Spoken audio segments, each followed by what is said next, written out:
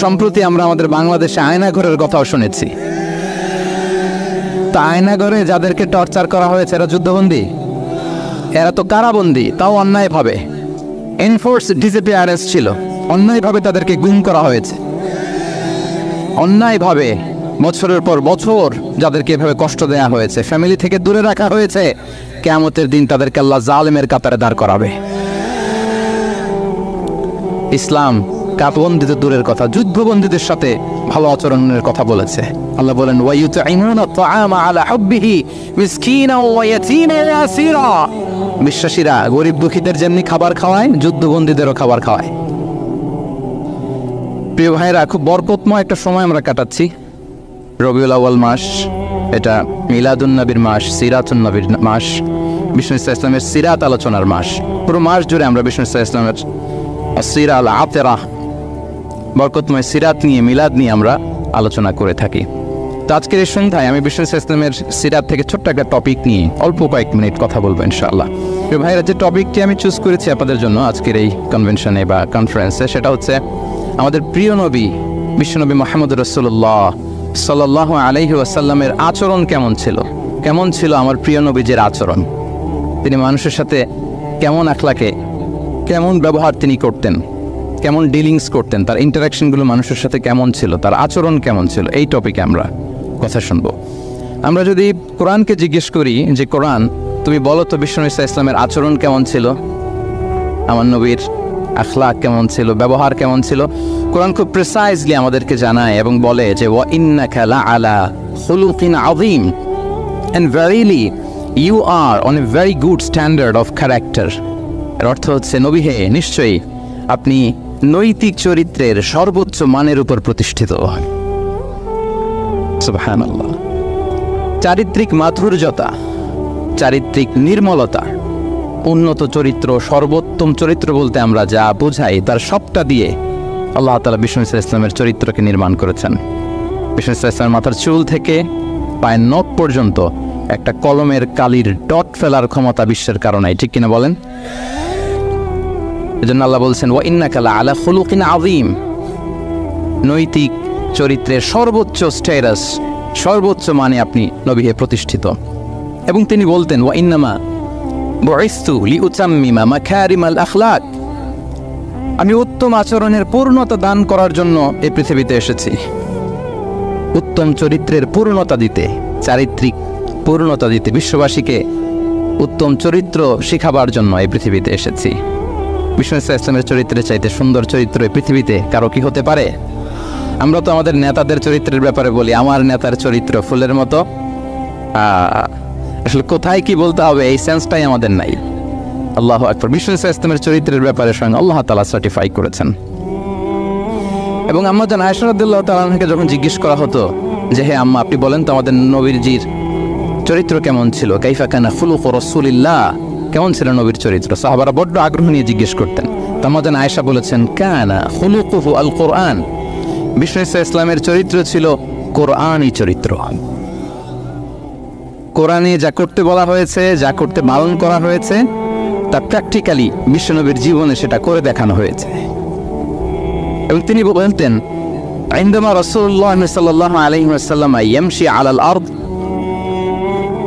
كأن القرآن يمشي عليه, বিষ্ণু ইসলাম যখন রাস্তা দিয়ে হেঁটে যেতেন as if a living Quran is walking on the street, মনের মতো একটা জীবন্ত কোরআন রাস্তা দিয়ে হেঁটে যাচ্ছে।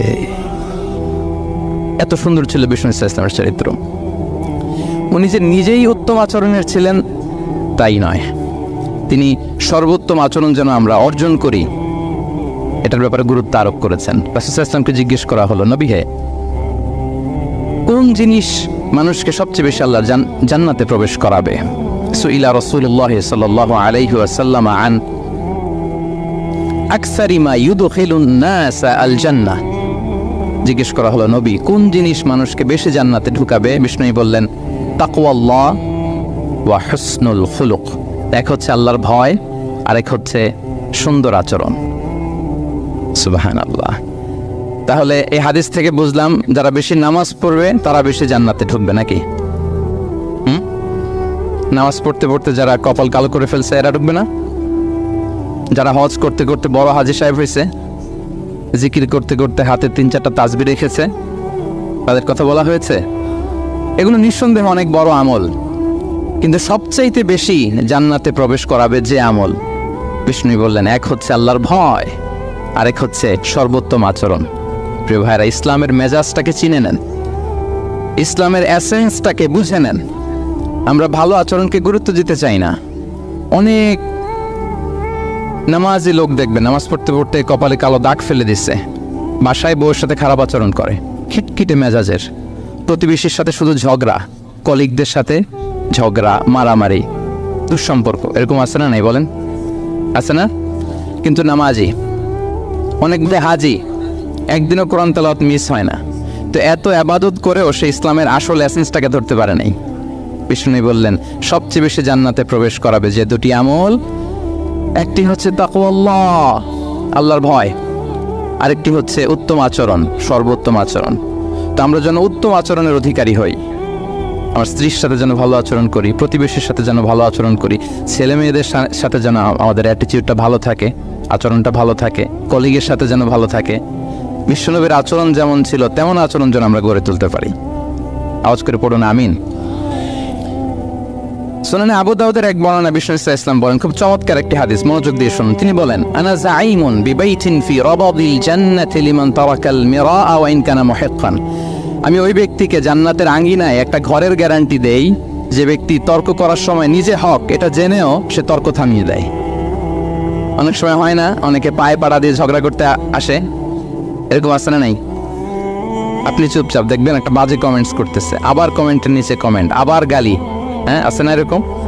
বিষ্ণু বলেন, নিজে হক এটা জানার পরেও আর যাতে তর্ক না বাড়ে, যে তর্ক থামিয়ে দেয় জান্নাতের আঙ্গিনায়, তাকে আমি একটা ঘরের গ্যারান্টি দেই। অবিবাইতিন ফি ওয়াসাতিল জান্নাতি লিমান তারাকাল কাযিবা ওয়া ইন কানা মাযিআন। আর ওই ব্যক্তিকে আমি জান্নাতের মাঝখানে একটা ঘরের গ্যারান্টি দেই যে ব্যক্তি কৌতুক করার সময়ও মিথ্যা পরিহার করে। করতেছে কৌতুক, ফান করতেছে আর কি, হি ইজ কিডিং, পান করে, কৌতুক করে, কিন্তু কৌতুকের সময়ও সে মিথ্যা বলে না।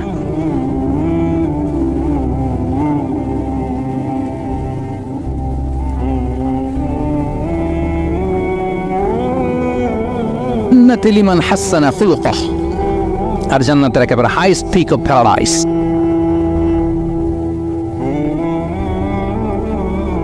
টিকে দেই যে তার আচরণটা সুন্দর করেছে।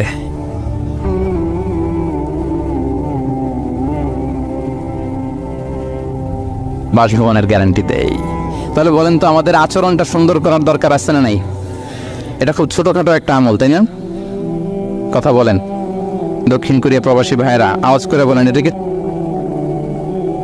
সালাম দিব, সুন্দরভাবে কথা বলবো, ভালো উইশ করব, হ্যাঁ, জিঘাংসা অহংকার থেকে মুক্ত থাকবো, খিটখিটে মেজাজের হব না, অলওয়েজ স্মাইলিং ফেস থাকবে আমার, হৃদ্যতাপূর্ণ আচরণ। এই আওয়াজ করে বলেন, এই আমলটা কি ছোট না বড়? প্রিয় ভাইয়েরা, বিষ্ণু ইসলাম সবার সাথে এরকম মাধুর্যতাপূর্ণ আচরণ করতেন, ছোট থেকে বড়, নারী থেকে পুরুষ, বন্ধু থেকে শত্রু, সবার সাথে সুন্দর আচরণ করতেন। এবং তার এই চমৎকার আচরণে মুগ্ধ হয়ে তার অনেক শত্রু মুহূর্তে তার বন্ধুতে পরিণত হয়েছে।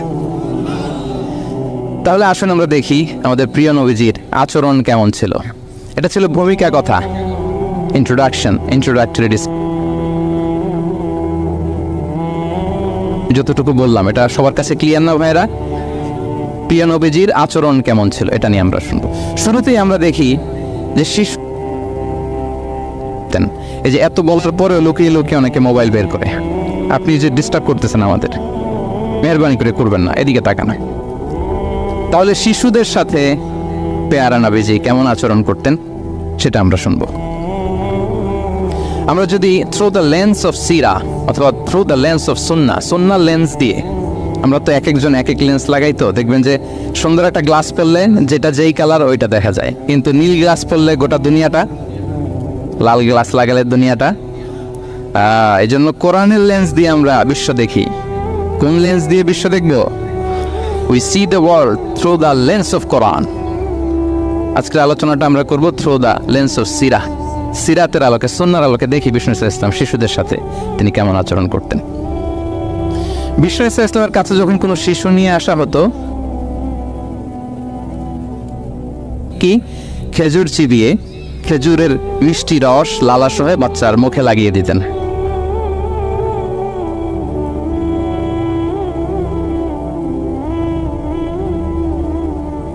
খেজুর চিবিয়ে এর রসটা মুখে ঢুকিয়ে দিয়েছে, বারাকা জন্য আসতো ছোট্ট বাচ্চাদেরকে নিয়ে। মদিনায় যখন সাহাবারা হিজরত করলেন মক্কা থেকে, মুসলিমদের ঘরে সন্তান সন্ততি নাই, বাচ্চা কাচ্চা হয় না। ইহুদিরা টিটকারি করে, এই তো মুসলমানদের সন্তান নাই। সর্বপ্রথম যেই সন্তান হয়েছে তিনি হচ্ছেন আয়েশা রাদিয়াল্লাহু তাআলা আনহার বড় বোন আসমা বিনতে আবু বকরের ঘর উজাড় করে এক সন্তান এসেছে, পুত্র সন্তান, নাম হচ্ছে আব্দুল্লাহ। কি নাম? আব্দুল্লাহ ইবনে জুবাইর। তো আসমা আব্দুল্লাহকে করে নিয়ে বিষ্ণুনবীর কাছে আসলেন। বিষ্ণুনবী খেজুর চিবিয়ে ওনার লালা মিশ্রিত রস খেজুর সহ মুখে লাগিয়ে দিলেন। তো আসমা সবসময় গর্ব করে বলতেন যে আমার সন্তানের পাকস্থলীতে সর্বপ্রথম যেটা ঢুকেছে এটা হচ্ছে বিষ্ণুনবীর লালা মিশ্রিত খেজুরের রস। আল্লাহু আকবার। বাচ্চারা আসলে বিষ্ণুনবী তাহনিক করতেন, এবং এটা ল্যাবরেটরিক্যালি প্রুভড, সায়েন্টিফিক্যালি প্রুভড যে বাচ্চার জন্মের পরে এরকম মিষ্টি দিলে, স্পেশালি ডেটস নির্যাস যদি দেওয়া হয়, তাহলে এটা তার ইমিউন সিস্টেম বাড়ায়, রোগ প্রতিরোধ ক্ষমতা বাড়ায়, তার ব্লাড সার্কুলেশন বাড়ায়, রক্ত সঞ্চালন বাড়ায়। বিষ্ণুনবী এটা করতেন। অনেক মায়েরা বরকতের জন্য বিষ্ণুনবীর কোলে বাচ্চা দিতেন।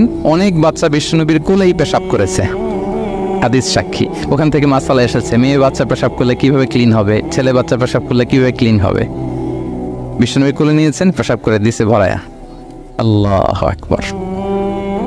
বাচ্চাদের মাথায় তিনি হাত বুলিয়ে দিতেন। যেই বাচ্চার মাথায় বিষ্ণুনবী হাত বুলাতেন, ওই বাচ্চার মাথায় খুব বেশি বেশি চুল গজাত। সুবহানাল্লাহ পড়বেন না? এক ভণ্ড, সেও ছিল নবী দাবিদার, মুসাইলামাতুল কাযযাব। সে নবীকে কপি করত, নবী যা যা করতো তাই করত। তো সেও তার এলাকায় অনেক বাচ্চাদের মাথায় হাত বুলাই দিতে শুরু করলো, যে মোহাম্মদ বাচ্চার মাথায় হাত বুলালে বাচ্চার মাথায় চুল বড় হয়, আমিও তাই করব। সে বলতো আমিও নবী। সে বলতো নবু আনিস ফুনলি ওয়ানিস ফুনলাকি মোহাম্মদ। হ্যাঁ মোহাম্মদ, নবু তোমার অর্ধেক, আমার অর্ধেক। কি মামুর বাড়ির আবদার দেখছেন? বলে আমারটা আমাকে বুঝিয়ে দাও। তো নবীকে কপি করতো। বিশ্বনবী কুয়ার মধ্যে লোনা পানির কুয়ায় থুতু ফেললে মুহূর্তে লোনা পানির কুয়া মিঠা পানির কুয়ায় পরিণত হতো।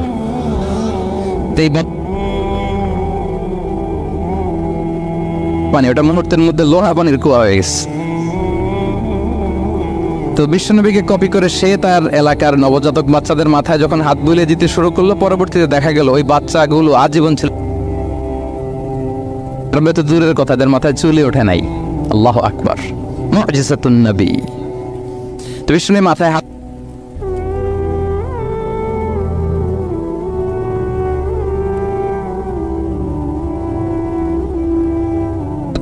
মাঝে মাঝে বাচ্চাদের সাথে মজা করতেন, তাদের সাথে খেলাধুলা করতেন। বাসায় করবেন, ছেলেমেয়েদেরকে নিয়ে খেলতে নেমে যাবেন। শুধু বাচ্চাদের সাথে ফান করতেন এমন না,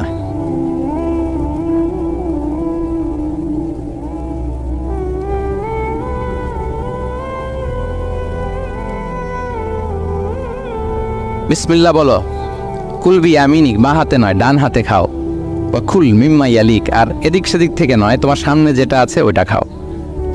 সুবহানাল্লাহ। শুধরে দিতেন। সাদাকার খেজুরের স্তূপ ছিল, জাকাতের খেজুর। হাসান রাদিয়াল্লাহু তাআলা আনহু, বিষ্ণু ইসলামের দৌহিত্র, ছোট্ট মানুষ, হাঁটতে হাঁটতে যে খেজুরের স্তূপের দিকে খেজুর নিয়ে খেলতে যায়, হঠাৎ একটা খেজুর খেতে, আমরা নেই, নানা ভাই রাখো রাখো রাখো।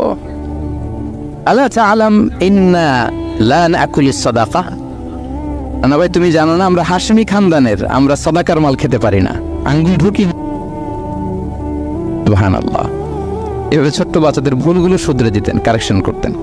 সুনানে নাসাইতে এসছে, কেন রাসূলুল্লাহ সাল্লাল্লাহু আলাইহি ওয়াসাল্লাম ইয়াজুরুল আনসার, তিনি যখন আনসারীদেরকে ভিজিট করতে যেতেন, ফায়ুসাল্লিমু আলা সিবিয়ানিহিম, বাচ্চাদের সালাম দেন তো নাকি নাকি বাচ্চাদের সালামের জন্য বসে থাকেন? অনেকে মনে করে যে আমি মুরব্বী হাজী সাহেব 80 বছর, এরকম একটা ভুল ধারণা আছে না? সালাম শুধু ছোটরা দিবে, ব্যাপারটা কি এমন না? ছোটরা বড়দের দিবে, বড়রা ছোটদের দিবে, সবাই সবাইকে দিব, ঠিক কিনা বলেন? ইনশাআল্লাহ বলেন সবাই। ওয়ায়ামসাহু বিরুসিহিম, বাচ্চাদের মাথায় হাত বুলিয়ে দিতেন, ওয়াদউ লাহুম, তাদের জন্য দোয়া করতেন। তাহলে বিশ্বনবীর বাচ্চাদের সাথে আচরণ, ডিলিংস, ইন্টারঅ্যাকশন কেমন ছিল বুঝতে পেরেছেন? একবার এক নামাজে ওনার নাতিদেরকে নিয়ে হাজির হলেন, হাসান হুসাইন রাদিয়াল্লাহু আনহুমাকে নিয়ে। তো নামাজের এক সিজদায় বিশ্বনবী এমন লম্বা সময় সিজদায় পড়ে রইলেন, মাথা আর উঠান না। মুসল্লিরা তো অবাক, সাহাবারা ভাবলেন হায় রে, নবীজি অসুস্থ হয়ে গেলেন নাকি, অথবা ওহী নাজিল হলো নাকি। নামাজ শেষে সাহাবারা জিজ্ঞেস করলেন, ইয়া রাসূলুল্লাহ, আপনি কি অসুস্থ হয়েছেন নাকি ওহী নাজিল হচ্ছিল? এত লম্বা সিজদা দিতে তো কখনো দেখি নাই। বিশ্বনবী বললেন, না না, কুল্লুন যালিকা লাম ইয়াকুন, কোনোটাই না, বরং ওয়ালাকিন্না বিনি ইরতাহালানি, আমার নানা ভাই হাসান হুসাইন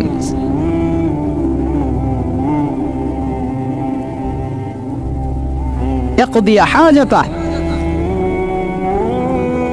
তাদের ডিস্টার্ব হবে, এজন্য সিজদায় পড়েছিলাম। যতক্ষণ তাদের পিঠে উঠে খেলতে মনে চেয়েছে তারা সিজদা থেকে মাথা উঁচু করে দাঁড়িয়েছি। কি কনসিডারেশন ছিল! আল্লাহ বিহামদি। কিন্তু আমরা কাঁদিনি খেলবো তো দূরের কথা, আমরা অনেকে বাচ্চাদেরকে মসজিদে দেখলেই রেগে যাই, আছে না নাই? অনেক মুরব্বীরা আছে মসজিদে বাচ্চা দেখতে পারে না, দেখবেন হ্যাঁ, খিটখিটে মেজাজের হয়ে যায়, রিয়েক্ট করে। আলহামদুলিল্লাহ গত অনেক বছর ধরে বাংলাদেশে এটা নিয়ে আমরা কন্টিনিউয়াসলি বলেছি যে না, শিশুদেরকে আপনারা মসজিদে আসলে ধমক দিবেন না, ভুল করলে, আওয়াজ করলে, চিৎকার করলে তাদেরকে বকা দেওয়া যাবে? বলেন, আজকে যদিও বকা খেয়ে মসজিদ থেকে ফিরে যায়, আর কোনোদিন মসজিদের দিকে পা বাড়াবে? ও যাবে ক্লাবে, হ্যাঁ, ও যাবে গানের কনসার্টে, আর ফেরাতে পারবেন মসজিদে? আর আসবে না। খবরদার, আপনার একটা ধমকের কারণে মসজিদমুখী কোনো শিশু যেন অন্যদিকে না যায়। বুঝাবেন যে আব্বু, এটা আমাদের ইবাদত গাহ, পবিত্র জায়গা, এখানে দুষ্টামি করতে হয় না, আওয়াজ করতে হয় না, আল্লাহ তোমাকে অনেক গুনাহ দিবে। গুনার ভয় দেখালে কিন্তু বাচ্চারা দুষ্টামি করে না, দেখবেন, ঠিক কিনা বলেন? এই সেন্সটা তাদের আছে, এভাবে বুঝাবেন। মুসনাদে আহমদে একটা হাদিস এসছে, বিষ্ণু ইসলাম ওনার চাচাতো ভাইদেরকে নিয়ে দৌড় প্রতিযোগিতা করাতেন, লাইন ধরে দাঁড় করাতেন, আর বলতেন, মান সাবাকা ইলাইয়া ফালাহু কাদা ওয়া কাদা, সবাই দাঁড়াও, দেখি কে কার আগে আমাকে দৌড়ে ধরতে পারে, যে ধরতে পারবে তাকে পুরস্কার দিব। আল্লাহু আকবার। এবং বিশ্বনবীর এই কথা শুনে সবাই দৌড়ে যে বিশ্বনবীর ঘাড়ের উপর উঠতো, বুকের উপর উঠতো, ঝাঁপিয়ে পড়তো, বিশ্বনবী সবাইকে ধরে আগলে নিতেন, প্রত্যেকের গালে চুমু খেতেন, পড়েন সুবহানাল্লাহ। এই ছিল শিশুদের প্রতি বিষ্ণু ইসলামের আচরণ। তো আমরা যেরকম আচরণ করি কিনা, আমাদের আচরণটা আমাদের বাচ্চা, আমাদের আত্মীয় স্বজনের ছোট ছেলে মেয়ে, আমরা কোথাও শিশুদেরকে যদি দেখি, আমরা তাদের সাথে কিভাবে আচরণ করি, একটু মিলিয়ে নিন। কার আচরণ কেমন, এরকম করেন কিনা আমি আর জিজ্ঞেস করতে চাইলাম না, জাস্ট আস্ক ইউরসেলফ, নিজেকে জিজ্ঞেস করুন যে আমরা আমাদের বাচ্চাদের সাথে এরকম আচরণ করি কিনা। তাহলে প্রথম পয়েন্টটা ক্লিয়ার, শিশুদের সাথে বিষ্ণু ইসলামের কেমন আচরণ ছিল। এটা কি আপনাদের কাছে ক্লিয়ার হয়েছে প্রিয় ভাইরা? আমাদের কষ্ট হচ্ছে না? হ্যাঁ, শেষ করে দিব, আরো কয়েক মিনিট শুনছি তো, হ্যাঁ ইনশাআল্লাহ পড়েন সবাই। আচ্ছা, শিশুদের পাঠ শেষ, এবার দেখি বয়স্কদের সাথে, অ্যাডাল্টদের সাথে বিষ্ণু ইসলামের আচরণ কেমন ছিল, বড়দের সাথে কেমন আচরণ করতেন আমরা, আসুন দেখি। সাহাবারা তো সবচাইতে বেশি বিশ্বনবীর সঙ্গ পেয়েছেন, তাই না? বিশ্বনবীর সবচাইতে বেশি সঙ্গ পেয়েছেন কারা? আওয়াজ করে বলুন, ক্লাসের মতো কারা? সাহাবারা সবচাইতে বেশি সঙ্গ পেয়েছে। তাদের সাথে কেমন আচরণ ছিল? যে আয়াতটি দিয়ে আমি শুরু করেছি, আল্লাহ বলেছেন, ফাবিমা রাহমাতিম মিনাল্লাহি লিনতা মিনহুম ওয়ালাউ কুনতা ফাযযান গালিযাল কলবি লানফাদ্দু মিন হাওলিক। সাহাবারা বিশ্বনবীর এত ভালোবাসা পেয়েছেন, এত সুন্দর আচরণ পেয়েছেন, তারা বিশ্বনবীকে সব সময় আগলে রাখতে চাইতেন, ঘিরে থাকতে চাইতেন, তার সঙ্গ ছাড়তে চাইতেন না। পড়েন সুবহানাল্লাহ। সবসময় ঘিরে রাখতে চাইতেন। বাসায় ভালো লাগে না, বিশ্বনবীর কাছে চলে যেতেন। ওয়াইফের সাথে মনোমালিন্য, নবীর দরবারে চলে যেতেন। এমনকি কোনো সাহাবীর পেটে যদি ক্ষুধা লাগতো, ঘরে খাবার না থাকতো, তারা বিশ্বনবীর কাছে চলে যেতেন। তারা বলতেন, নবীর চেহারার দিকে তাকিয়ে থাকলেই আমাদের ক্ষুধা মিটে যেত। আগলে রাখতেন সবসময় বিষ্ণু ইসলামকে। আর সবসময় বিষ্ণু ইসলাম একটা স্মাইলিং ফেস নিয়ে তাদের সাথে কথা বলতেন, মুচকি হাসবেন। বিষ্ণু বলেন, তাবাসসুমুকা ফি ওয়াজহি আখিকা সাদাকা, your smile to your brother it's a charity. তোমার ভাইয়ের দিকে তাকিয়ে তুমি যে মুচকি হাসো, এটা সাদাকা দেওয়ার সওয়াব কামিয়ে ফেলো তুমি। এবং সাহাবারা বলতেন, মা রাআইতু আহাদান আকসারা তাবাসসুমান মিন রাসূলিল্লাহ সাল্লাল্লাহু আলাইহি সাল্লাম। বিশ্বনবীর চাইতে বেশি কাউকে আমরা কোনোদিন মুচকি হাসি দিতে দেখিনি। মুচকি হাসেন তো আপনারা? তো গোমরা মুখ করে হাসেন, হাসেন, মুচকি হাসেন, হাসবেন। হাসতে পয়সা লাগে? হ্যাঁ, কত অন লাগে বলেন মুচকি হাসি দিতে? হ্যাঁ, আচ্ছা, লাগে। আমরা করে রাখবো কেন? আমরা কি করব? মুচকি হাসবো। রাজি আছেন? দেখবেন যিনি মুচকি হাসে তাকে সবাই পছন্দ করে, আর যিনি গোমরা মুখ থাকে তার দেখতে ভালো লাগে। আমার ভালো লাগে না, আপনাদের লাগে? লাগে? লাগে না, লাগে না। হাসি কিন্তু সংক্রামক, ইতিবাচক ভাবে সংক্রামক। আপনি হাসলে দেখবেন হেসে হেসে কথা বলে যার সাথে বলতেছেন তার একটা হাসি। আপনি গোমরা মুখ থাকলে ওই ব্যক্তিও গোমরা মুখ, ঠিক কিনা বলেন? এবং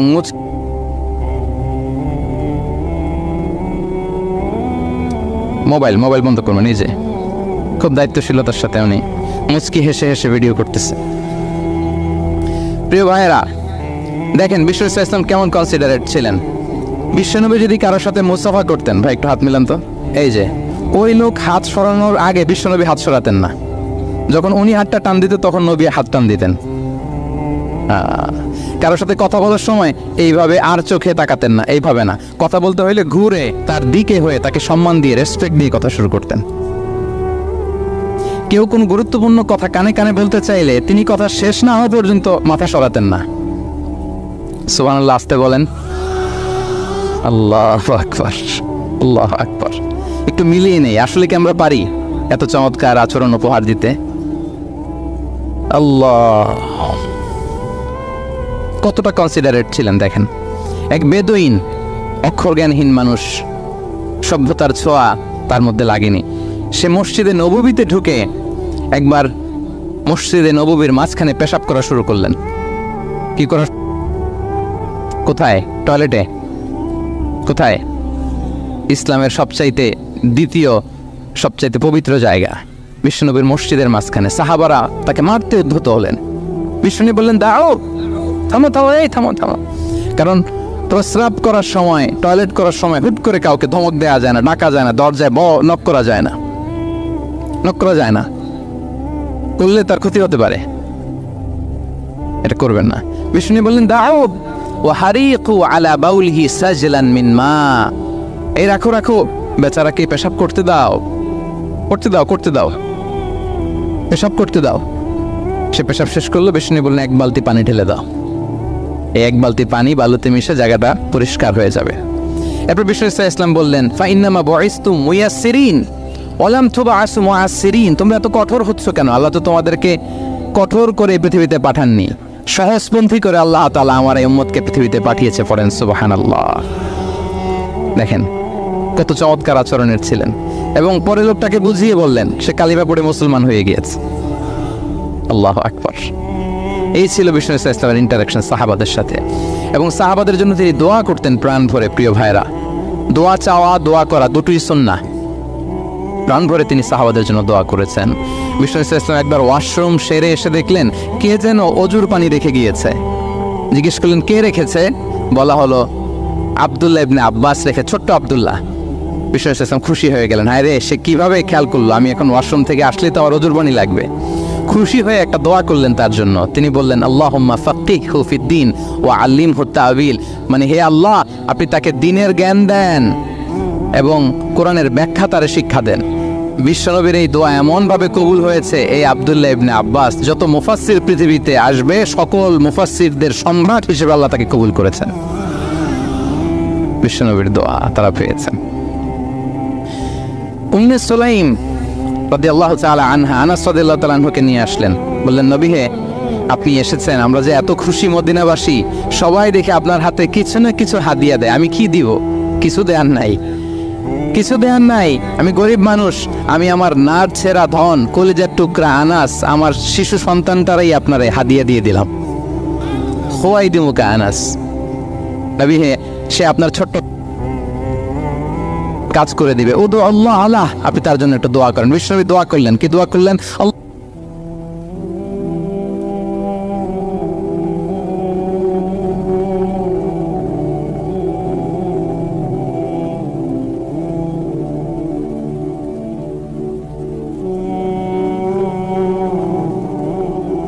বছরে 2 বার।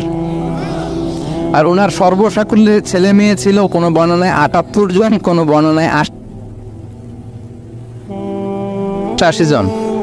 কথা বলেন, আপনার পুরো গোষ্ঠীতে 80 জন আছে? ওনার শুধু ছেলে মেয়ে, একজনের ছেলে মেয়ে কয়জন? 80 জন। বিশ্বনবীর দোয়া, কি ইন্টারেকশন!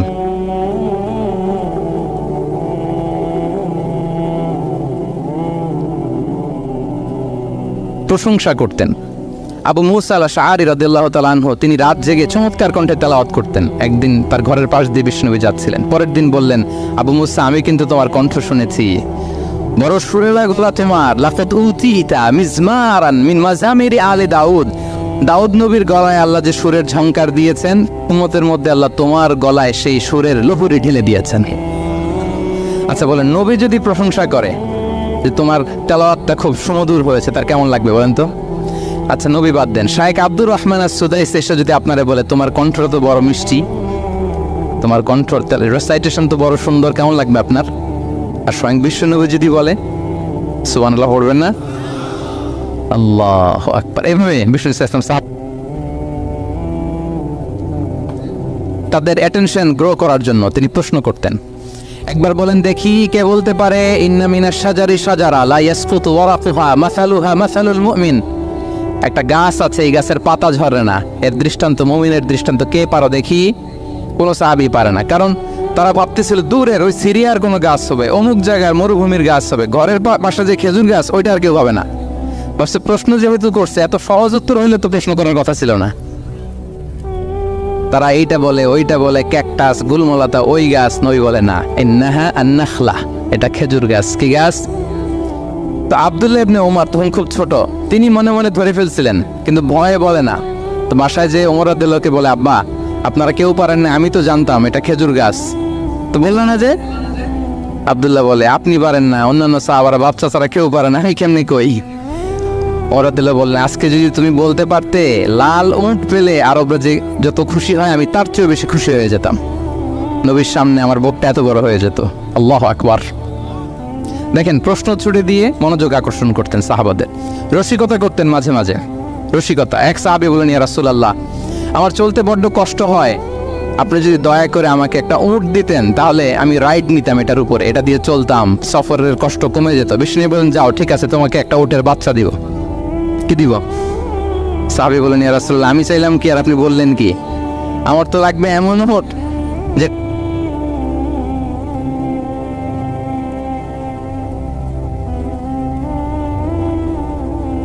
দেখেন কি রসিকতা, কি সেন্স অফ হিউমার, সুবহানাল্লাহ।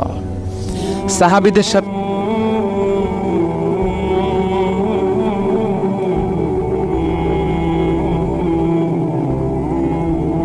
হিজরিতে নিজে মরুভূমির বালু খনন করে পেটে পাথর বেঁধে পরীক্ষা খনন করেছেন সাহাবীদের সাথে।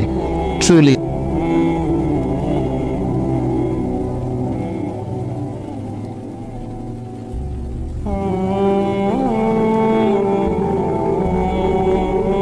কেন শুনবো? এরকম একটা মেন্টালিটি অনেকের আছে না? নাই? অনেক সময় তাদের মধ্য থেকেও ভালো পরামর্শ আসতে পারে না?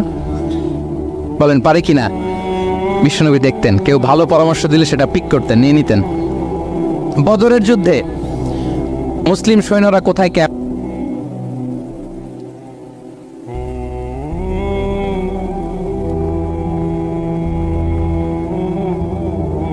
এই যে আপনি ক্যাম্প স্থাপন করলেন এখানে, এটা কি আল্লাহর আদেশে না আপনার ইচ্ছায়? নবী বললেন, আমার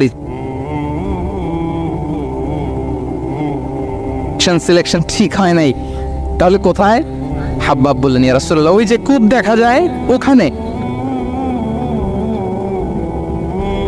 বলতেছে, আমরা ওখানে ব্যারিকেড দিয়ে রাখবো, পানি আমাদের কন্ট্রোলে থাকবে, কুরাইশরা পানির অভাবে যুদ্ধ ছাড়াই মরবে। আমরা কথা মেনে নিলেন, বলে যে না, আমি যে ডিসিশন দিয়েছি সৈন্যদের মধ্যে আবার ছড়িয়ে দাও, we should change our location.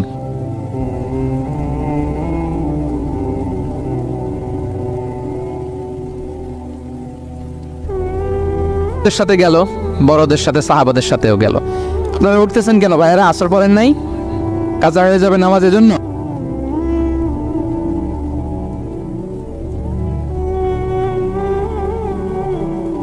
উপরে গিয়েছে। আল্লাহ। আচ্ছা, 3 নম্বরে স্টাফের সাথে ছিল, সিরাতে এসেছে। সবার কথা তো বলা যাবে না, একজনের কথা বলি, আনাস রাদিয়াল্লাহু তাআলা আনহুর কথা। একটা ওয়াজ করতে যে আমি বললাম আনাস নামটা কেমন লাগে, কারণ অনেকে বাচ্চা নিয়ে এসে বলে হুজুর নাম রেখে দেন। তাই বললাম আজকে এখানে নাম দিয়ে দেই আনাস। এই বছর এই লক্ষ্মীপুরে যত বাচ্চা হবে যাদের মনে চায় আনাস রেখে দিয়েন।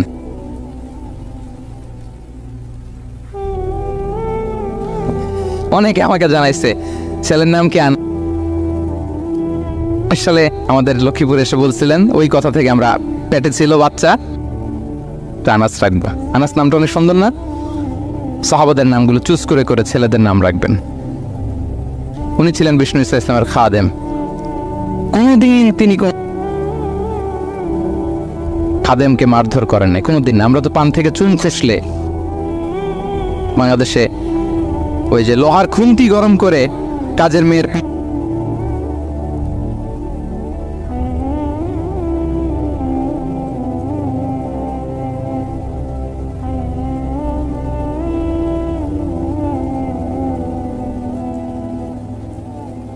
তার বউ তার ব্যাপারে কি বলে, তার স্ত্রী, এরপর তার ঘরের কাজের মহিলাটা কি বলে, এদের কাছে নক করলে আপনি বড় সাহেবের আসল তথ্য পেয়ে যাবেন। কথা বুঝতে পেরেছেন? আনাস রাদিয়াল্লাহু তাআলা আনহু বলেন, খাদিমতুন নবী 10 সিনিন ফামা ক্বালা লি উফ ফামা ক্বালা লি লিমা সানা'তা ওয়ালা লিমা লা সানা'তা। আমি 1 বছর 2 বছর নয়, 10 বছর বিশ্বনবীর খাদেম ছিলাম। আওয়াজ করে বলেন তো কয় বছর? একদিনের জন্য আমার কোনো কাজে বিরক্ত হয়, ও ইস আরে বিরক্ত হয়, আমরা এগুলো বলি না? একদিনের জন্য বলে না, একদিন, একটি মুহূর্তের জন্য। এই 10 বছরে একটিবারও পেয়ারা নবীজি বলেন নাই আনাস এটা কেন করলে। একবারের জন্য বলে নাই আনাস এটা করলে না কেন, একবারের জন্য তিনি বলেন নাই। আনাস রাদিয়াল্লাহু তাআলা আনহু বলেন, একদিন একটা কাজে আমি ছোট মানুষ, জুব্বা আনতে যে ভুলে আমি মদিনার খেলতে আরম্ভ করলাম, খেলা দেখতে আরম্ভ করলাম। বাচ্চারা রাস্তায় খেলাধুলা করে না?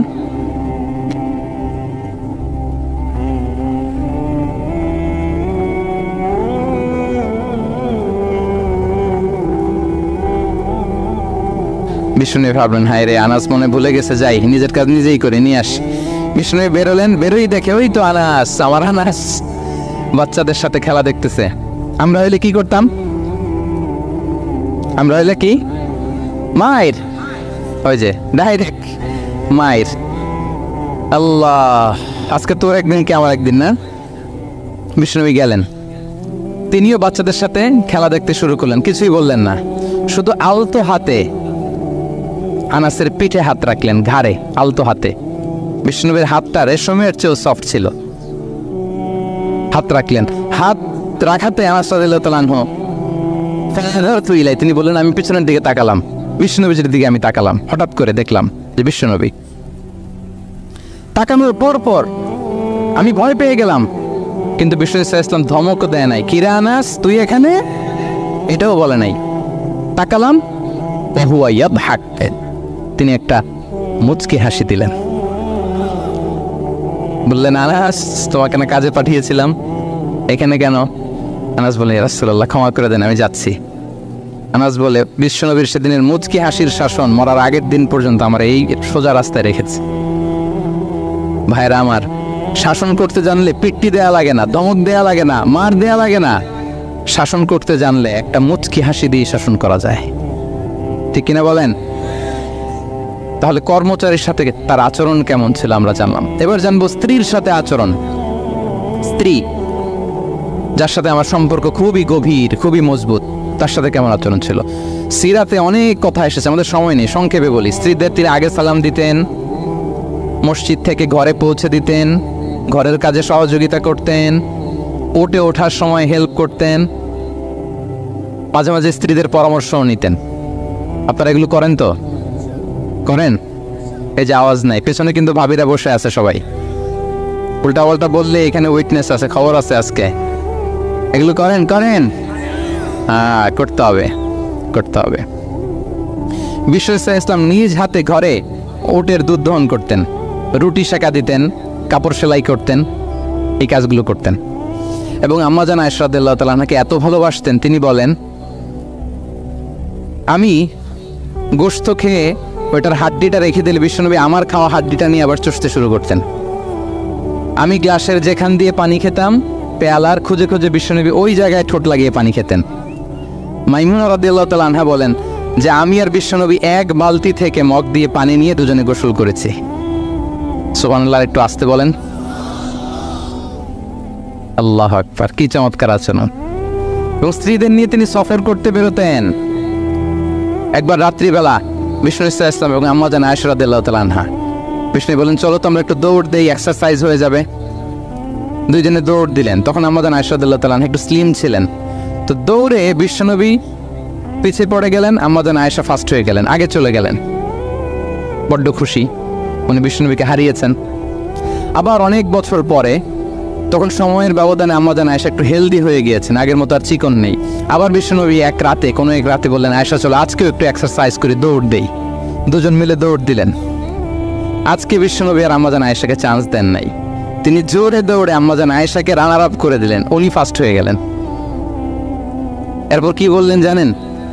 সুনান আবু দাউদের হাদিস, তিনি বললেন ইয়া আয়েশা হাযিহি বিতিলকা সাবকা। দেখেন বিশ্বনবী মনে রাখছেন, নোটে রাখছেন। বিষ্ণু বলেন আয়েশা ওই যে এত বছর আগে কোন এক রাতে মরুভূমিতে দৌড়ে আমাকে হারাইছিলা, আজকে ওইটার বদলা নিয়ে নিলাম। ঠিক আছে সবকা, ওইটার বিনিময়ে এটা। ওই দিন তুমি জিতছিলা, আজকে তোমার উপর আমি জিতে গেলাম। আল্লাহ আকবার, কি হৃদ্যতা ছিল, কি সম্পর্ক ছিল স্ত্রীর সাথে। তাই বলে মনে করবেন না যে কোনো মনোমালিন্য হতো না, হতো। মানবিক যে ব্যাপারগুলো মাঝে মাঝে একটু ছোটখাটো মিষ্টি ঝগড়া, একটু মনোমালিন্য, এটাও হতো। এবং বিশ্বনবী এটাও টের পেতেন। তিনি বলতেন আয়েশা ইন্নী লা আ'লামু ইযা কুনতি আলাইয়া গাদবা ওয়া ইযা কুনতি আলাইয়া রাদিয়া। আয়েশা কখন তুমি আমার উপর রেগে থাকো আর কখন খুশি থাকো সবটাই কিন্তু আমি টের পাই। আম্মা জান আয়েশা অবাক হলেন, কি করে টের পান?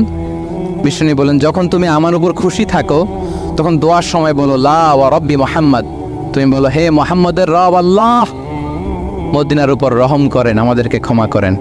হে মুহাম্মদের রব, আমাদের ক্ষমা করেন, এইভাবে দোয়া করো। আর যখন তুমি রেগে থাকো তখন আমার নামটা মুখ দিয়ে নিতে চাও না,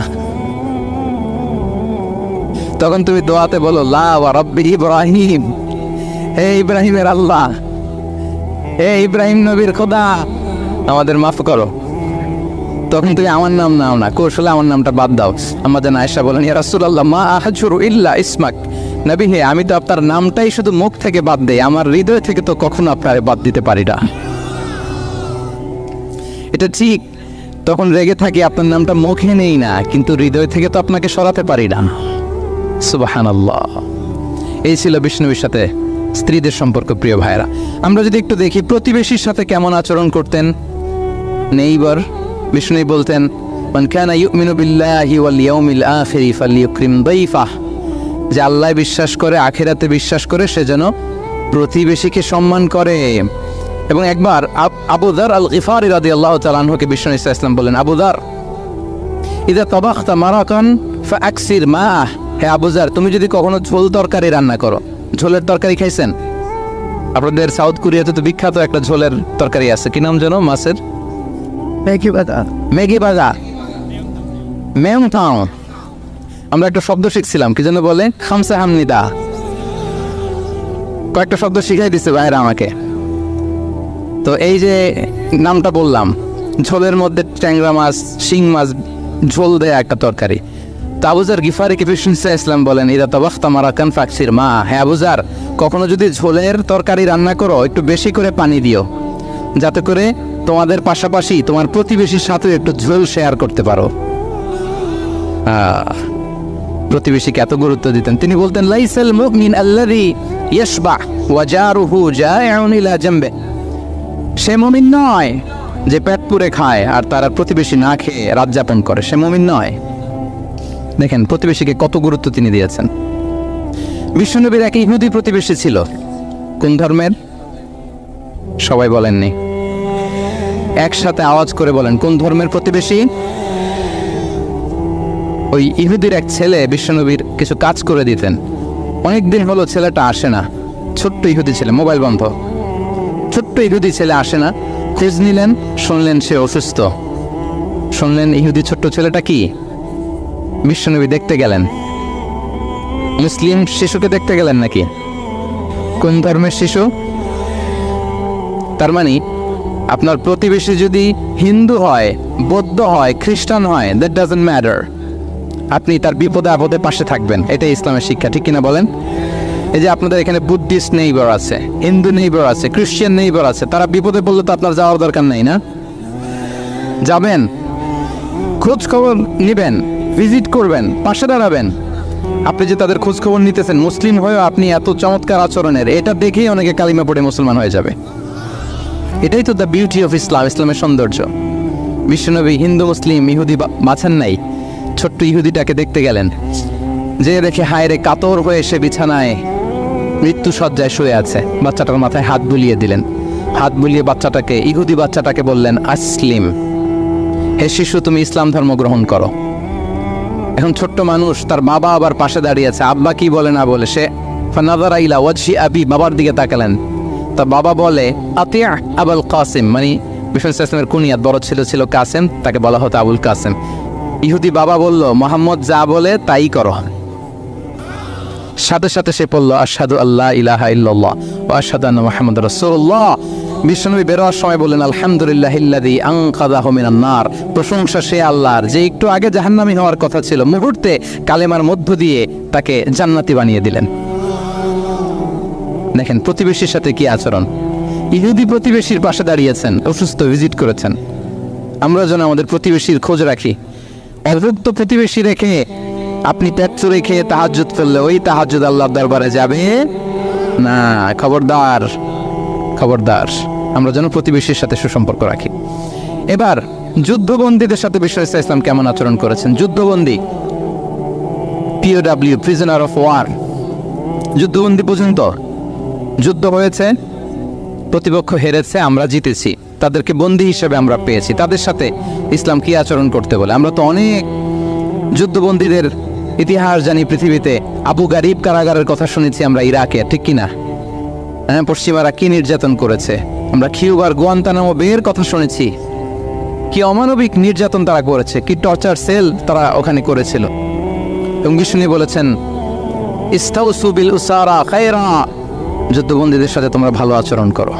বদরের যুদ্ধে 70 জন বন্দী হয়ে আসলো, বিশ্বনবী 70 জনকে সাহাবাদের মধ্যে ভাগ করে দিলেন।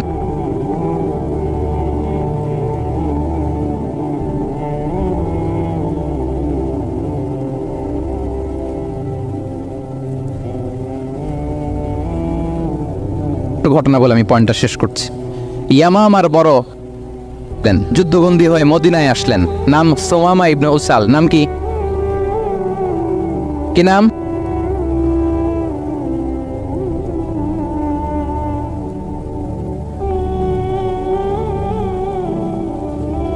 সুমামা ইবনে উসাল রাদিয়াল্লাহু তাআলা আনহু।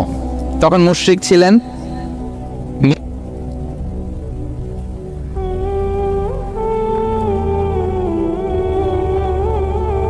ইবনে উসাল রাদিয়াল্লাহু তাআলা আনহু বন্দী হয়ে আসলেন। খুব চমৎকার ঘটনা, খেয়াল করে শুনুন, আর 2-1 মিনিট আলোচনা শেষ করে দেবে। এদিকে তাকান।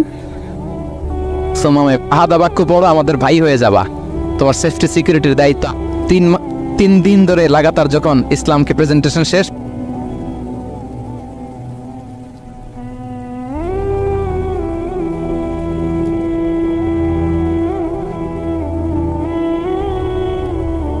তোমরা তা জানো, ছেড়ে দাও। সুমামাকে ছেড়ে দেয়া হলো।